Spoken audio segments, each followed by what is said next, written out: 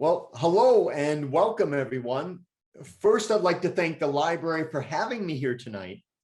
But just as important, all of you who were brave enough to show up to talk about Midwest gangsters from the safety of wherever you're watching this program from.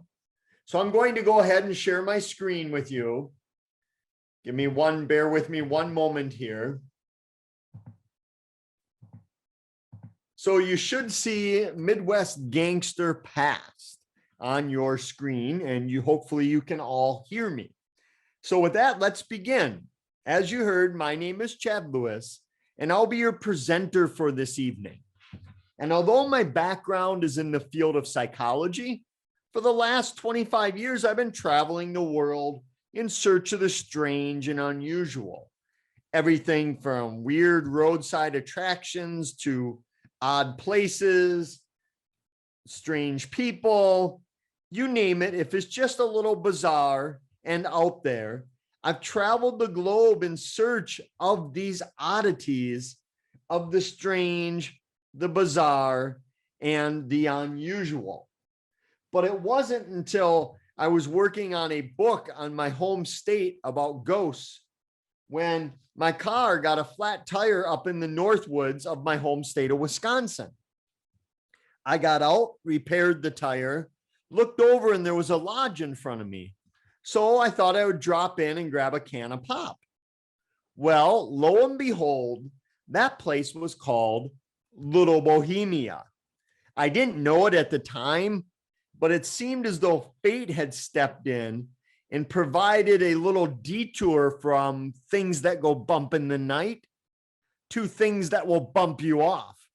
And that became the adventure, which you're going to see tonight, of Minnesota or Midwest Gangster Past, the history of the Midwest and the gangsters. And I really want this to be a time portal back to the days when the gangsters robbed our banks, they kidnapped our citizens, and they mowed down everybody who got in their way.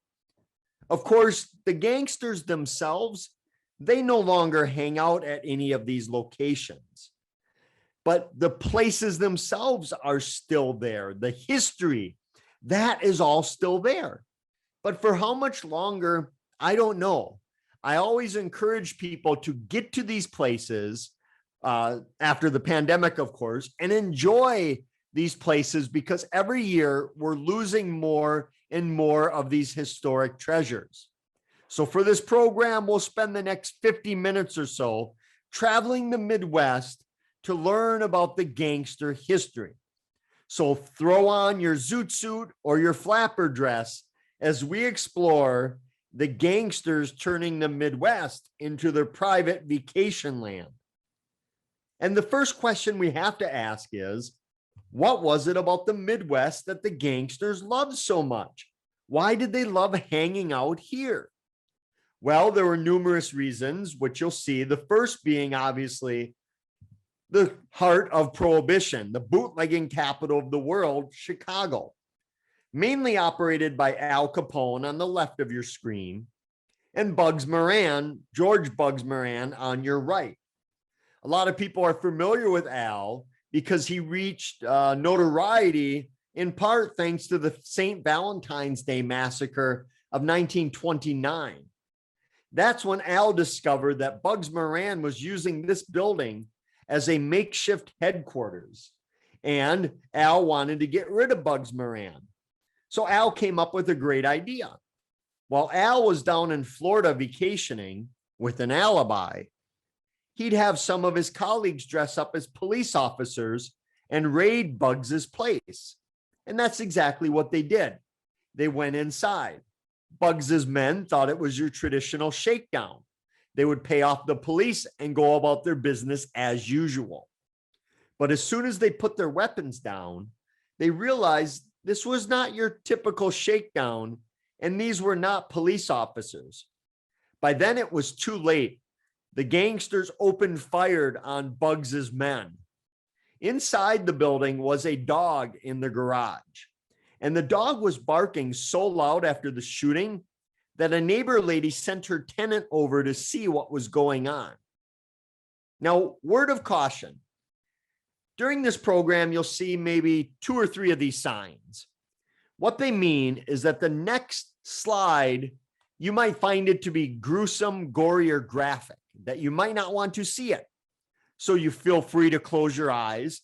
I'll tell you when the photo's gone, but this way, if you'd rather have more of a PG gangster, you can do your eyes closed. So here we go, because I'm going to show you what that dog was barking so loud about, because when the tenant went over, this is what he found.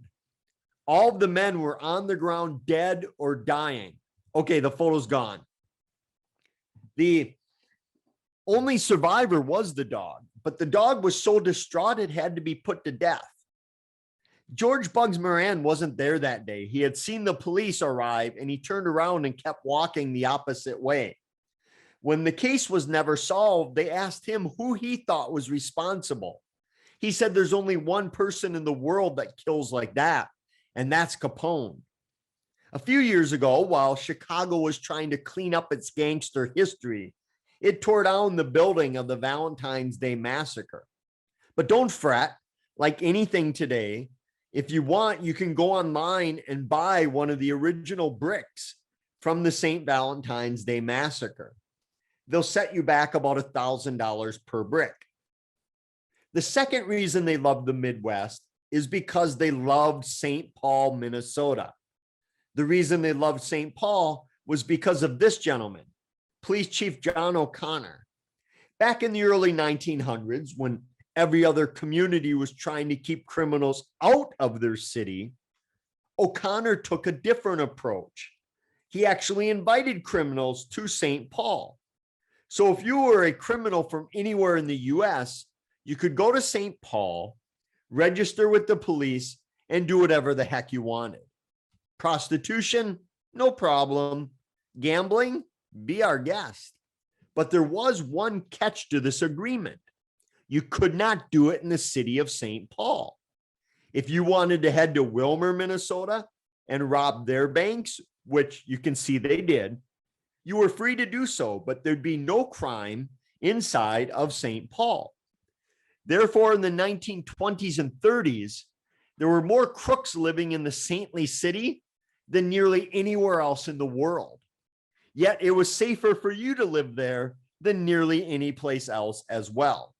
In fact, so many criminals were in St. Paul that noted bank robber Alvin Creepy Karpis once commented that if he was thinking of a buddy he hadn't seen in a while, he immediately thought of 2 places, prison or St. Paul, because if his buddy wasn't in one, he was probably hanging out in the other one. And the third main reason they loved the Midwest is the same reason we love the Midwest, the beautiful Northwoods. When both the literal and figurative heat was too much on them down south, they would go up into the seclusion and relax in the Northwoods of the Midwest. Today, you cannot throw a rock in the Midwest without hitting a place that is thought to be tied to Al Capone.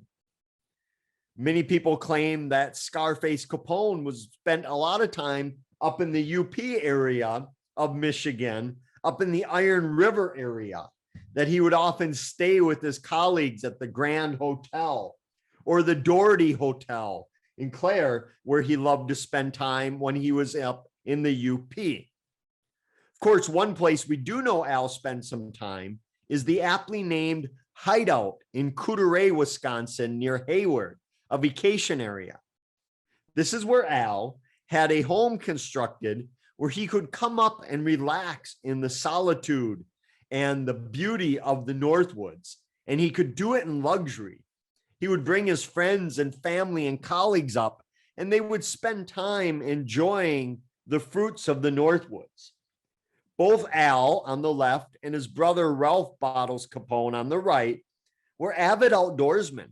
They loved to hunt, to fish, and to shoot, as did many gangsters and men of that era. But for Al, security was his number one concern, which is why he had this tower constructed on the property. 24 hours a day, he'd have his men up in the tower with Tommy guns, watching the entrances and exits. meaning that if you showed up to Al's uninvited, you'd probably receive a very unwelcome response from showing up. And then once Al lost the place, over the years, it became a tourist attraction, a roadside attraction that you could pay and go visit and tour it. Many who did at first glance had no idea what this building was used for. But when they got closer, they realized this is where Al did a lot of his negotiating with his competitors. He would bring men up, put them in the jail. If they did not see his way of doing things, they would end up at the bottom of his private lake that he had spirits flown in from Canada. A lot of people ask about Al heading into lower Michigan, under the bridge where the trolls are. Yes, he did, but oftentimes there was no reason. Most of southern Michigan was operated by the Purple Gang, and they had their hands in everything. Numbers rackets, drugs, the prostitution, the gambling, all of that. They also kept busy taking out their own and having these territorial wars all over southern Michigan. But people often ask, did Bonnie and Clyde ever make it to the Midwest? The answer is yes, but sparingly. They were Southerners and they liked to stay down south because their friends and family could help hide them and shelter them. Plus, believe it or not, many of the gangsters of the North looked down upon Bonnie and Clyde, thought they were ignorant teenagers off on a crime spree, which in some ways they were. But they did make their way a few times into the Midwest, one of those being in Dexter, Iowa, in Dexfield Park. They were camped out in this secluded forest area, recovering from a recent gun battle where they had been shot up. They made the mistake of leaving out some bloody bandages on the property. The owner discovered them, and because everybody in America had gangster fever at that time, thought that they had to be gangsters. So they called the authorities. The authorities surrounded the gang and tried to arrest them. A gunfight broke out, and in the gun battle, Clyde's brother Buck was shot in the head. He would later die, and his wife was captured and arrested, would later serve prison time for her aid with the gang. They have a monument to the Bonnie and Clyde gang being captured at their park where you can go and check it out for yourself. And if you're ever bored on a rainy day or, I don't know, during a pandemic, I recommend you start flipping through the newspaper accounts during the Prohibition era. You will be amazed at how much crime was going on daily in America during the Prohibition years. Granted, most of these criminals had no business committing crimes. They didn't plan it out well. They weren't intelligent. They had no business being in crime. They were usually captured right away. Much like where a lot of you are watching this, 1938, a former banker was arrested for embezzling in your town from a local cemetery.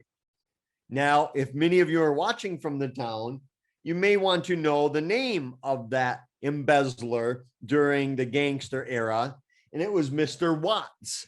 Might be a distant relative of some of you, but he was captured right away, as most gangsters really were. They should not have been turning to a life of crime. But while many of them were bad at it, some men seemed to be born to be gangsters, which brings us to our next gang, the Barker-Karpis gang, made up mainly of Alvin Creepy Karpis, remember prisoner St. Paul, and whatever Barker boys happened to be out of prison at the time. But before we talk about the gang, we have to address the legend of the Barker's mother, Ma Barker. Many of you are probably familiar with Ma's story because it goes something like this: that Ma was this mastermind, gun-toting criminal who took her young, innocent boys off on a life of crime, turning them into criminals and killers. Well, nothing could be further from the truth. We know Ma traveled with her boys. She had to have known they were criminals, but she had no active role in the participation or planning of any of the crimes. We will catch up with Ma a little bit later down in Florida, and you'll see how the legend of Ma Barker began. But where Ma lacked in her criminal intent, her kids more than made up for it. What Karpis was doing running with the Barker boys, I don't know. Karpis was thought to be one of the most intelligent gangsters of all time. So why he was chumming with the Barkers, who, let's just say, were not the most intelligent, maybe that's why he loved them and they loved him. But regardless, when this gang came to the Midwest, trouble followed them. You may recall, this was the gang back in 1933 that kidnapped William Ham of the Ham's Brewing fortune. They ended up keeping him for a $100,000 ransom, quite a sum of money back then. But they let him go. They fed him well. They even brought him beer. It wasn't Ham's. They didn't want to torture the poor guy, but they let him go. 6 months later, they took Edward Bremer from the Bremer banking fortune, kept him for a $200,000 ransom. But they thought kidnapping was beneath them. They were bank robbers. They only did it because it was easy and it gave them money to pay off the local police and politicians. That provided them with safe homes, one of which is still in St. Paul to this very day. They were staying here under the guise of being musicians traveling with their senior mother. So they rented the place out from the landlady next door. Unfortunately, she had a son who worked at a speakeasy. And one night it was pretty slow. She happened to be flipping through an old detective magazine when she saw a wanted poster, the young man did, for those musicians living next to his mother. He immediately went right down to the police station and said, "The Barker-Karpis gang's renting out my mother's house. I'm here to collect the reward." They put him in a back room, said, "Don't worry, you're going to be a hero. We will take care of this with one phone call." Unfortunately, word got to Big Tom Brown, perhaps the most corrupt police officer in Midwest history. But even though he was corrupt, he was a man of his word. He said he'd take care of the problem with one phone call. And he did. Guess who he called? The Barker-Karpis gang. He said, "The feds are going to raid your place. Get the heck out of there." So that's what they did. They had no idea it was this wanted poster that had done them in. They thought it was Ma's boyfriend, Mr. Dunlop. He was an alcoholic, and when he drank and got intoxicated, he would often brag about the exploits of the gang. So the Barkers thought he was too hot for Minnesota. They had to get him out of there. Why not take him on a nice little vacation to Wisconsin? But this wasn't the type of vacation you'd want to go on, because this was one of those vacations you didn't come back from. They brought him up near Siren in the Webster, Wisconsin area to a place called Fremstead Lake. There, they shot him several times, dumped his naked body on the side of the lake, threw a bunch of money on it to make it look like a mob hit. Years later, after retiring, the local sheriff used to jokingly claim that this was the most profitable case he never investigated. They didn't care. It was just another dead gangster. When I dug up Dunlop's death certificate, they had to list his occupation, which is about midway down on the left side of your screen, where you can see they wrote unknown, suspected underworld character. Kind of a cool title to have, although usually it meant you'd be dead on the side of the lake. But when the gangsters weren't robbing our banks and kidnapping our citizens, they liked to go to all the speakeasies that were littered everywhere in the Midwest. And I mean, they were everywhere. We had so many speakeasies in the Midwest that I think here, Prohibition was more of a suggestion than it was a law. And these were places during Prohibition where you could go and gamble, you could drink, you could dance the night away. maybe even partake in one of the ladies of the night that worked at these establishments. Every town that was a wet town, meaning there was alcohol there, had several of these speakeasies. Many of the remnant buildings are still available in every single town. But speakeasies were one thing. Many gangsters reached a level of notoriety that could not come from the speakeasy. It had to come from the media. And one such man is this man, none other than John Dillinger, public enemy number one. Dillinger, if you forgot or didn't know his story, was a bank robber from 1933 to 1934, perhaps the most infamous bank robber of all time. Back in those days, they would show wanted posters in front of movies like trailers are shown today. And believe it or not, people would start standing up and cheering for Dillinger and his colleagues like he was some sort of folk hero. But regardless of what you make of Dillinger, when he came to the Midwest, he liked to cause a little bit of trouble. For years, the prevailing thought was that Dillinger really didn't spend much time in Michigan. Minnesota, he loved. Illinois, of course. Wisconsin, one of his favorite places. But for some reason, maybe the Purple Gang, he didn't make his way up to Michigan very often.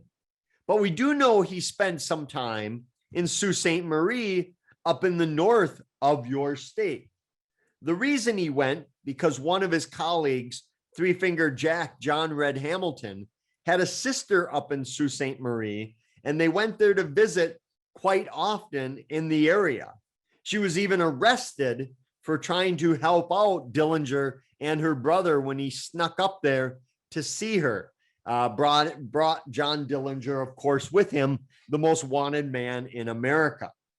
And they were seen all over the city. People remember running into the gangsters and how finely dressed they were and the fancy automobiles that they would drive around.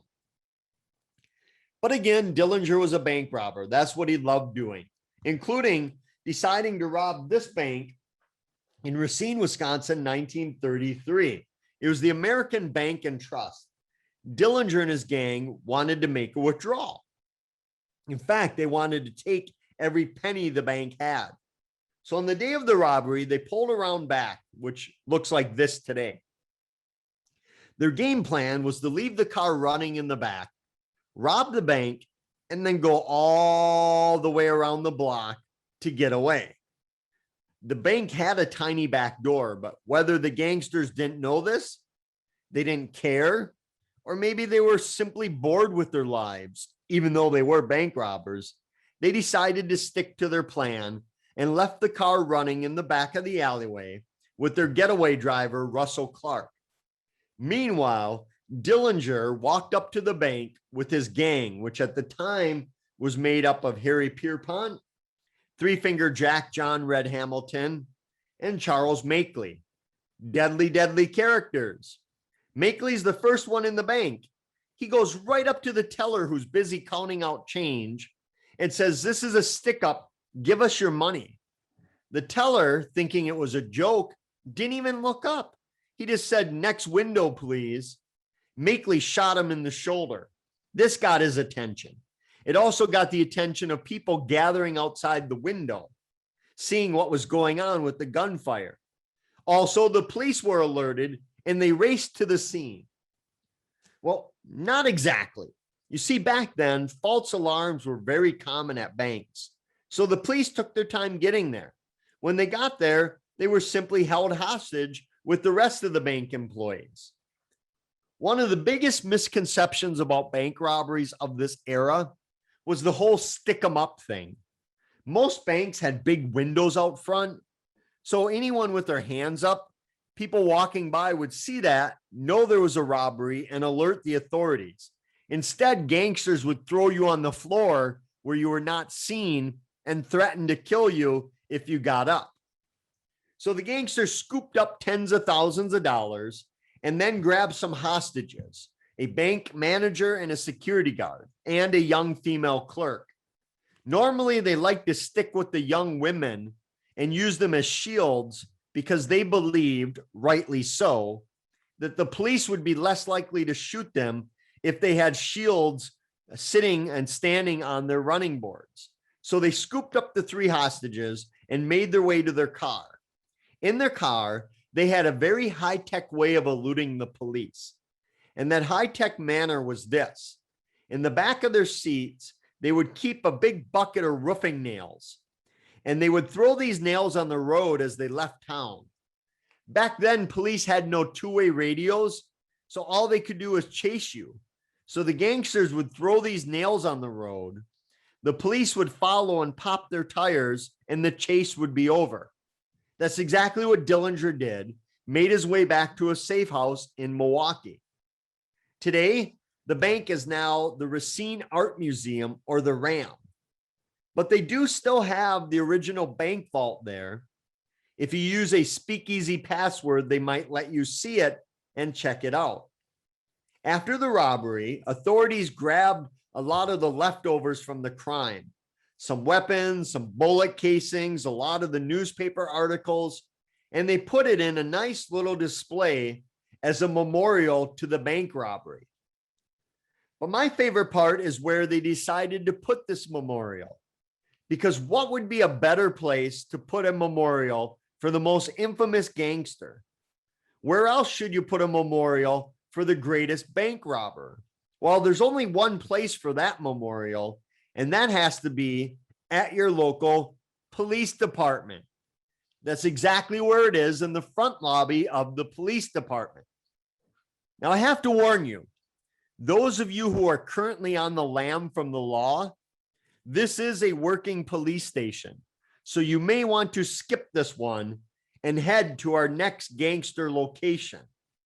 Which brings us to this gentleman, Lester Gillis, better known as George Babyface Nelson. Out of all the gangsters I researched for the book and the program, I had the most fun with and the most trouble researching Babyface. The reason being is you never knew what side of Babyface was going to show up. On the one hand, those who knew him said he was a very polite, well-mannered, jovial young man. He was also perhaps the best connected gangster of all time. If you needed a weapon, a safe house, or an introduction to a fellow crook, he could provide all of it. And at a time when most of the gangsters had numerous mistresses, the Malls as they were known, Babyface was said to be very devoted to his wife Helen and their 2 young children. But before you start thinking of Babyface as some type of angel, remember I said there was a flip side to him, and that flip side was his anger. Many of his own colleagues refused to work with him because they never knew what he was going to do. When they robbed a bank and had to divvy up the loot, they formed a circle around him and let him hand out the money. He thought it was because he was in charge. But in actuality, they put him in the middle because nobody wanted their back to him, thinking he might just shoot you and take your portion of the bank robbery. And when he came to the Midwest, we saw both sides of Babyface. First stop, October 1933, Brainerd, Minnesota. First National Bank. Babyface and his gang, which at the time was made up of Tommy Carroll, Homer Van Meter, and John Paul Chase, had been scoping out the bank for upwards of 10 days, watching it. They knew the comings and goings of everything that happened. So on the day of the robbery, the gangsters waited for the morning maintenance man to open up. They put a pistol in his ribs and said, "Open up, we're going in to rob the place." He tried to lie to them. He got nervous and said, "I can't open the door. I don't have the keys." They said, "Like hell you don't. We've been watching you open this the last 10 days. Somehow, in all that confusion and the pistol in his ribs, he found those keys and he opened up the door. Everyone went inside except one gangster who remained as the lookout.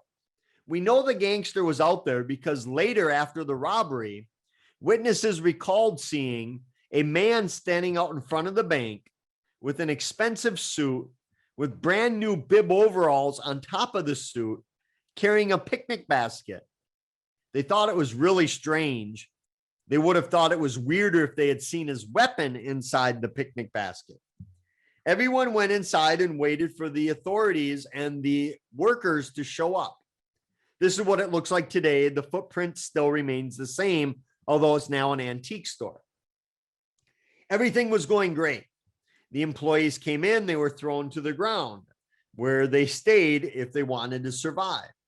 But then for some reason, a young employee was late to work, and this aggravated Babyface, who punched him in the face, threw him down, and threatened to kill him.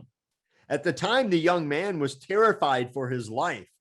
But years later, he told the newspaper his claim to fame was getting a punch in the jaw from Babyface Nelson. Everything was going smooth. The alarms were not triggered. They were scooping up all of their money, and they were about to leave. As the gangsters were about to leave, Babyface turned around and said, "We're leaving now. The first one of you to stick your head out this door is going to get it blown off." A threat he was more than capable of delivering on. So they got outside, everything perfect robbery. And then for some unknown reason, Babyface lost his temper and started shooting up downtown Brainerd. Over 50 bullets were lodged in the buildings, many of which are still there to this very day. Of course, this got the attention of the police, who showed up right away. They even tried to get an airplane into the sky to track the gangsters, but they were unable to do so.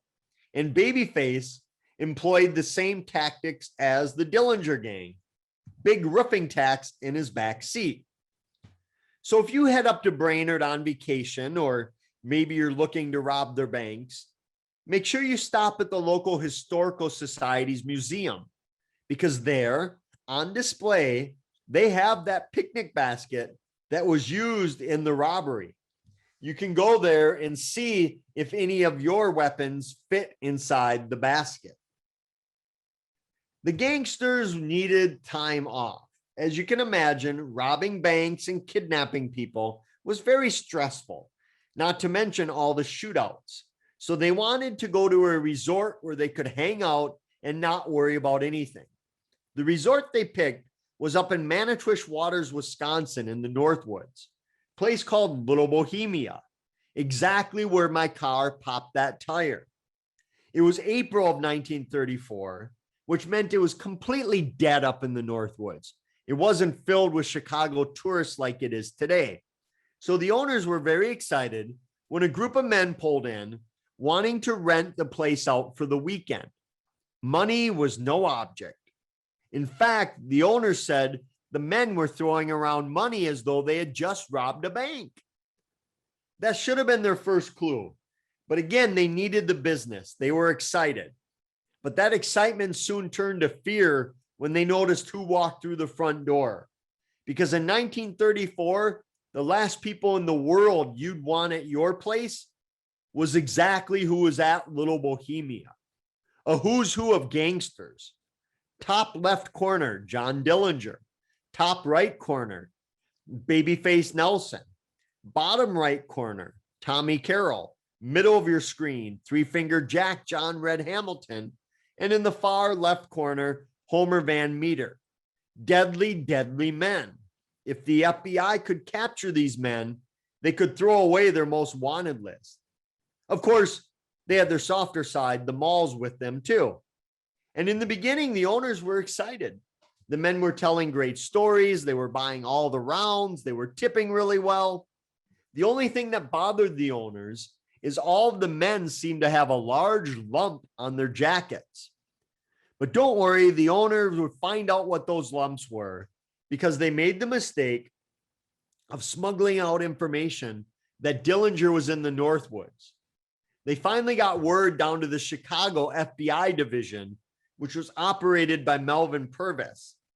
Purvis flew into Rhinelander, Wisconsin with his men, and they met at Voss's Birchwood Lodge, just south of Little Bohemia. Their game plan was to figure out how they should get to the site and arrest Dillinger. But instead of leaving the next morning as planned, Dillinger was about to leave that night at any moment. He had an uncanny knack of knowing when things weren't quite right. So all the feds could do was race to Little Bohemia and wait for Dillinger to come out and try to arrest him. Unfortunately, a little after 9 p.m. when they got there, 3 local men who had been eating and drinking there that night went out to go to their car to go home. The feds panicked. They thought it was Dillinger. They opened fire on this vehicle, killing one of the men, injuring the other 2. Well, now chaos broke loose at Little Bohemia. Babyface, who was staying in the side cabin because nobody wanted him in the main cabin, could have easily snuck into the woods undetected. Instead, he came out guns blazing, where then he ran into the woods, where later he would kill an FBI agent and wound many other people while shooting up the north. But he also gave Dillinger enough time to avoid all the bullets that were being shot into the house. All of the government shots blasting out the front of the building gave Dillinger and his men enough time to escape. Well, what was their elaborate escape plan? It was this. They simply crawled out the back window. While trying to capture the most elusive men in the world, they forgot to cover the back door. They had no idea there was a ravine down to the lake where the gangsters could run undetected. And that's what they did. Tommy Carroll simply hitchhiked his way back to Minneapolis and St. Paul. Dillinger took off running with Three Finger Jack and Homer Van Meter. At gunpoint, they were able to borrow a car and driver, and they wanted to make their way back to the Twin Cities. But because every radio station in America was talking about Babyface shooting up the Northwoods, they knew it would be too hot to go through the north. So they came through the southern town of Hastings over this spiral bridge. When they did, officers saw the plates were stolen, but all they could do was give chase. So that's what they did. They had no two-way radios, so 20 miles, they had a running gun battle with the gangsters before Homer Van Meter swerved the car off the road and got away. Later that next day, they found the abandoned vehicle of the gangsters. Judging by the amount of blood you see photographed here, researchers believe that whoever was sitting in the front seat probably would die from their gun battle. And they were right. Three Finger Jack did indeed die from his gun battle. But the government would not find his grave for another year. They thought he was still alive. And maybe he was alive. One theory is that it wasn't his body that was put there. It was the body of a doctor who refused to give him aid. And that, in fact, Three Finger Jack went back to Michigan, up to Sault Ste. Marie with his sister, and he lived in the area until he died of old age. People swore that they saw him in the 1930s and 40s out farming in the wilds of Michigan. Who knows? Maybe he did. Part of me likes to think he got away, or another part of me thinks he likes to think that he got what he deserved in Minnesota. I don't know. Maybe he was hiding out in Michigan. But back at Little Bohemia, the feds thought everybody was captured. So when they shot tear gas into the building, you can imagine how upset they were when the only people coming out were the malls and the employees. Much to the credit of Little Bohemia, they kept all the artifacts, the weapons, the clothing, the personal shaving and hygiene of the gangsters. They even kept the original bullet holes in the windows up at Little Bohemia. But the gangsters couldn't go on forever. Death caught them, and it caught them very quickly. First stop, the Biograph Theater in Chicago. Imagine you're at the theater when all of a sudden the guy sitting next to you looks a heck of a lot like John Dillinger. And it was Dillinger. He was being set up by a friend of his named Anna Sage. She ran some brothels in Chicago. She was Romanian and being threatened with deportation. So she believed if she could turn in Dillinger, not only would she get the reward, but the US government would let her stay in America. So that's what she did. She turned in Dillinger. And for her reward, the US government shipped her back to Romania. Here's where weird things start to happen, though. So the FBI version of events is that after the movie, Dillinger came out, saw that they were there. He tried to run into this alleyway and shoot them, but they were just too quick for him. And they shot him and he bled to death, waiting for help to arrive. Witnesses that night tell a different version of events of a well-dressed man being shot basically without warning in this alleyway and bleeding to death, waiting for help to arrive. Regardless of whether either of those versions are true, Dillinger died in this alleyway. Immediately, thousands of people started gathering under the biograph. They got Johnny, they got Dillinger. Can you believe it? But they didn't stop there. They followed him into the alleyway. Now, again, word of caution, close your eyes if you don't want to see what they did. I'll tell you when the photos are gone. These next two slides might be gory and graphic. Because when they went into the alleyway, this is what they did. They dipped their handkerchief or their newspaper into the blood of Dillinger as a grisly souvenir. When they finished there, they followed him to the morgue, where women cut locks of his hair. More blood was stolen. Photographs of his nearly naked body were snapped. Okay, the photos are gone. Every year on the anniversary of Dillinger's death, you used to be able to go and watch the same movie he was watching at the biograph, but they no longer do it, so you'll have to watch Manhattan melodrama from the safety of your own home. The next to go was Babyface Nelson. He needed a vacation, so he went to Lake Geneva in southern Wisconsin because it was owned by a fellow gangster and he had stayed there many times before. But as soon as he got there, he saw the police were waiting for him. But amazingly, they didn't recognize him. So he turned around and drove off. As he was driving down the resort town, he saw other agents walking around. So he took off out of town with his wife and his good buddy, John Paul Chase. As they were heading back towards Chicago, they saw two FBI carloads coming up from Chicago to Lake Geneva. Babyface, for some unknown reason, spun his car off the road onto their road and then ran one of them into the ditch.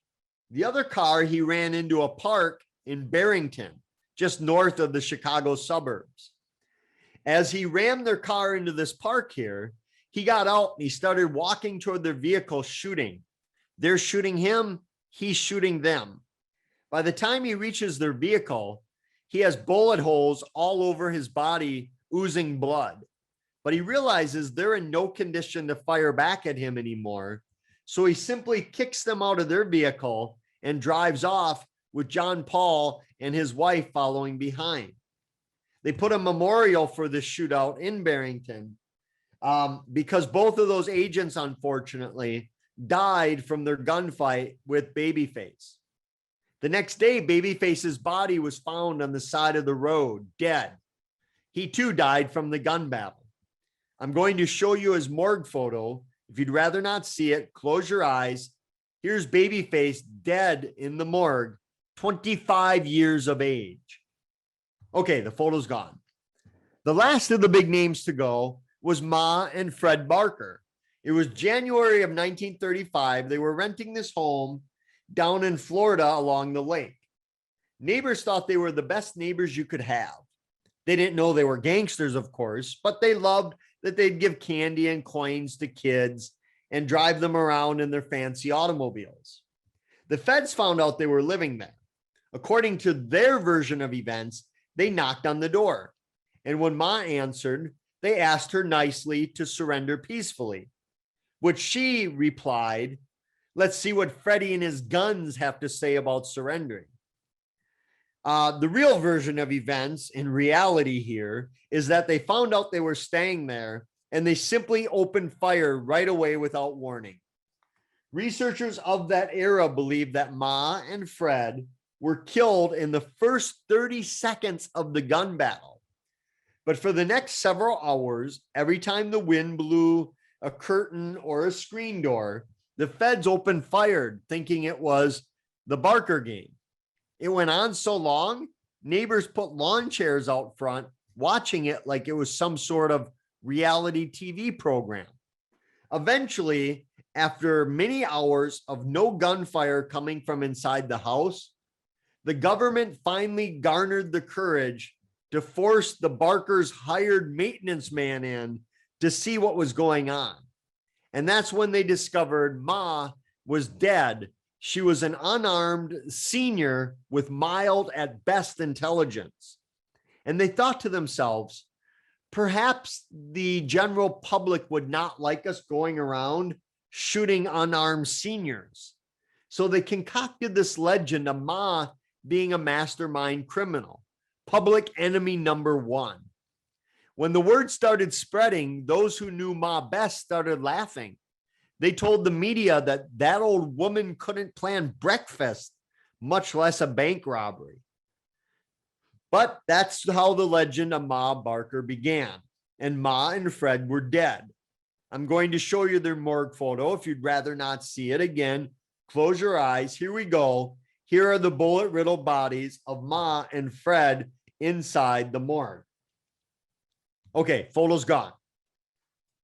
Even when the neighbors found out they were gangsters, they still loved them. In fact, they named their local watering hole Ma Barker's Hideaway.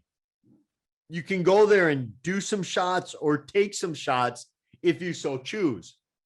But besides dying, the gangster era came to an end for three main reasons. One, obviously the repeal of Prohibition. Millions of dollars in bootlegging dried up overnight. Second, the FBI got much better at fighting these men and women. When they started out, most agents were college graduates who had never fired a weapon in their entire lives. But they got much better very quickly at protecting us from these criminals. But the third and most important reason was because of us. When they were robbing banks, people didn't really care. When they were bootlegging, it seemed people cared even less. It wasn't until they started kidnapping us and shooting us that we turned them in for the outrageous sums of money being offered. Which brings us to the final question of, what do we make of these men and women? Were they folk heroes or killers or something in between? That's where I leave it up to you to come to your own conclusion. But regardless of what you make of these people, I think what should be celebrated is the history in which they operated. Not only did they change laws in the Midwest, they changed America's laws as well. They really were the A-list celebrities of their day. So I think that's what should be celebrated, the Prohibition era, rather than the men and women themselves. And if you want more information, my website, chadlewisresearch.com, has more than you could ever want or need. But I hope your adventure doesn't end here at the end of the program. Grab one of my books. Go on your own adventure of the Midwest. When you do, I think you'll discover that we live in one heck of a weird area. And I mean that in a good way. You're going to see things you've never seen. You'll meet some weird people. And along the way, you might just discover that the scariest thing out there is often yourself. But you may want to heed the advice of these next travelers, because in the Midwest, who knows what could happen? Don't shoot. I ain't Dillinger. So with that, I want to again take a moment to thank the library for having me here. It's very rare that you can come to a program like this at no cost. So if you like programs like these, let them know so you get more of these. If you didn't like this program, let them know so you get fewer of these. But either way, they put a ton of work into getting me here, and they should be applauded for their work. Because I can't think of a time in America's history in which the library has played a bigger role than it does in today's world. With everything going on with the pandemic, politics, societal issues, libraries are the fabric that holds our communities together, a real treasure for anyone who has one. So to show my appreciation, if you want to get any books from my website, just type in library as a coupon code. You'll get 20% off everything just because the libraries are so amazing. So with that, I'm going to turn it back over to the library. If you have any questions, comments, or stories, you can put them in the chat room or go ahead and unmute yourself and ask the question as well. And we will get to that too. Hopefully some of you have some stories as well. So I'm going to stop sharing my screen. I'll turn my camera on and we can discuss Midwest gangsters. There we are. I will unmute myself as well just to say thanks again, Chad. This was so entertaining, so interesting. I really didn't know a lot of this and I really enjoyed having everyone. To second his remarks, I'm happy to read questions out loud if you'd rather type them in the chat if you're not comfortable being on the recording right now. I'm seeing a lot of thank yous pouring in from the chat as well, which I really appreciate. And just to give you an idea of how big of celebrities these people were, down in Chicago, they would set little booths out and they would sell to tourists from Michigan and my state of Wisconsin and wherever, little manila envelopes for a nickel or a dime. And they'd be stamped rare Dillinger photo. And the tourists would eat them up and they'd open them and there'd be nothing in there. So they'd go back to the clerk and they'd say, hey, this one's empty. What's going on? And the clerk would say, well, Dillinger must have escaped from you too. So I thought that was pretty funny marketing on their end. Yeah. When they had to have their clothes laundered when they were staying at Little Bohemia, the owners took the clothes into town to the woman who laundered all the guest clothing. And the clothes were so high quality and so expensive that the laundry woman jokingly said, hey, you haven't got Dillinger over there, have you? And they did, but they couldn't say anything because if Dillinger found out, he would have killed them. Yes. Okay. I am seeing in the chat a story from Phyllis that a friend's grandfather had two sisters who ran roadhouses in Indiana and they hid him, I think she means Dillinger here, at some point in time. Yeah, well, Dillinger was from Indiana, so that would make sense. And a lot of these gangsters stayed where they were well known because that's would exactly happen, that family and friends and sympathizers would hide them and let them stay, often for money, at their places. So that happened quite a bit. Okay, yeah, she confirmed it was Dillinger. Yeah, and Dillinger's buried in Indiana. Well, if you believe it was Dillinger, one of the theories is that it wasn't Dillinger that was shot in the alleyway, but a lookalike of his, and that a while back they were going to dig up his grave. His relatives, his descendants wanted to see if it was really him. And they had either like the Travel Channel or the History Channel aboard, but that all fell to pieces. So I don't know if they'll ever dig up his body. I personally think it was Dillinger, but who knows?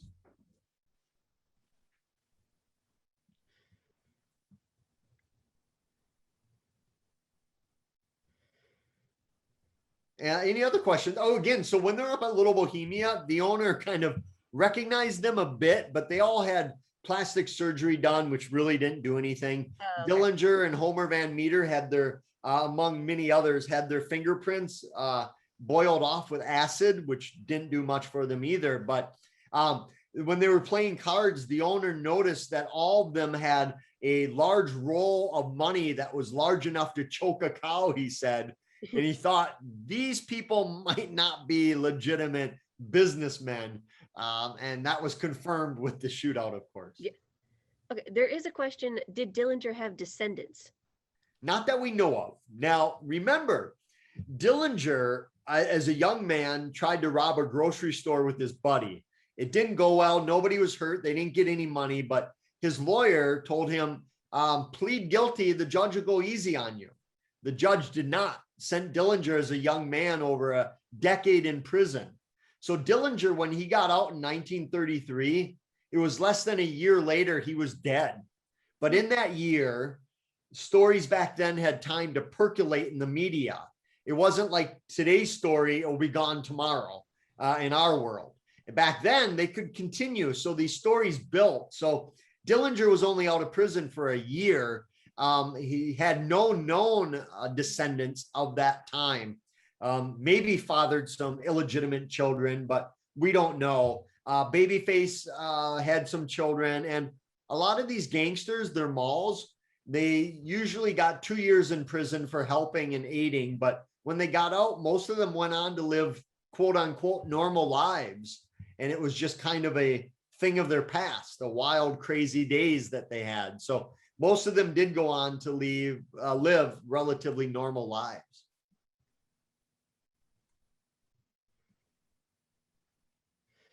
Okay, I'm seeing another thank you message. And again, thank you everyone for attending as well. I hope you enjoyed this just as much as I have.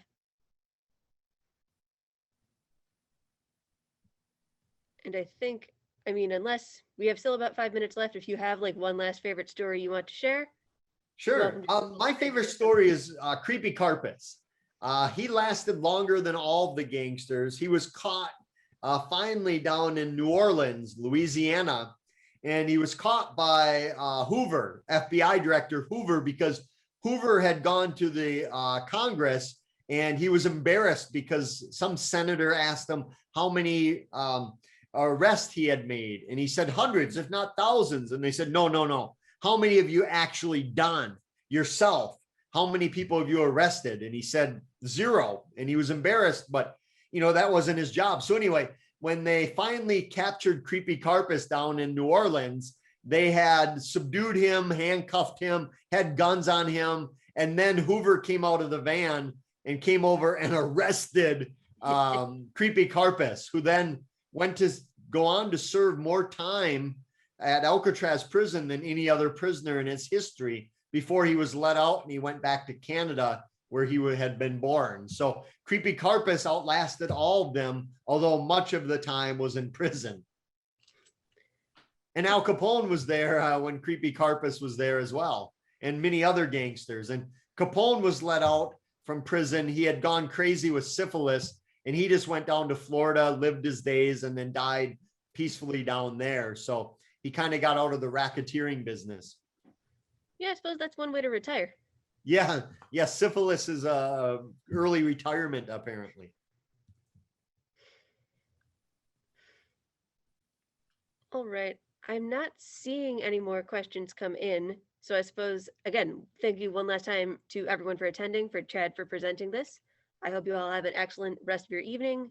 Shoot me a message. I did email that Zoom link out. So if you have, other questions, other feedback, whatever, please do shoot me a message. I'm happy to answer it anytime. Bye, everyone.